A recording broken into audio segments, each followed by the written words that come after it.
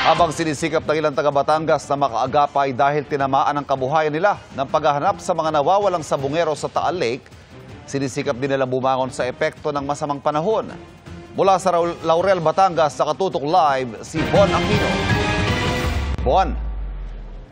Ivan, matapos ngang suspindihin kahapon dahil sa masamang panahon, ipinagpatuloy na ng mga technical divers ng PCG yung kanilang search and retrieval operation para sa mga nawawalang sabongero. At matapos nga kanilang operasyon, sabi ng PCG, wala silang nakuwang suspicious object.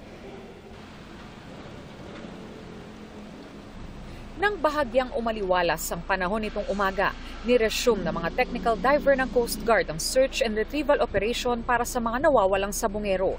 Pero nang umulan bandang tanghali, huminto ang mga diver.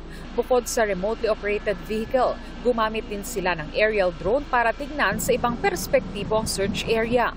Ang patuloy na operasyon may epekto na rin sa maliliit na mangingisda sa bayan ng Agoncillo. Halos 40% yung ibinaba. Harvest. Hindi, ng tawilis. Kung kakaunti ang demand, kakaunti din yung magiging supply. So bumaba rin yung sinusupply ninyo? Hindi dahil walang mahuli, kundi dahil mababa ang demand. Kasi may takot. Yes, oo. Sa Talisay, walang tindang tawilis ang ilang vendor. Mula 80 pesos per kilo, tumaas pa raw ito ng 100 pesos per kilo. Ngayon po kasi madalang daw po kasi ang huli kaya tumaas po. Ang naglalako naman ng isda na si Melco, dumaraing sa hina ng kita kaya hindi na nagbebenta ng tawilis sa Cavite. Tilapia bangus lang po. Tawilis din. Hindi walang bumibili ng tawilis ngayon. Dahil takot sila. Para ipakitang ligtas kainin ng tawilis, ibinahagi ni Batangas Governor Vilma Santos Recto kamakailan ang pagkain niya ng tawilis. Tawilis.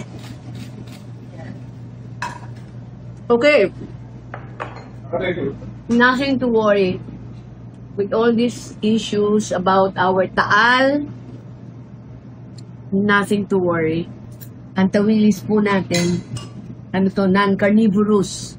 Hindi ito kumakain ng mga laman-laman, usually halaman ito ang kinakain ito.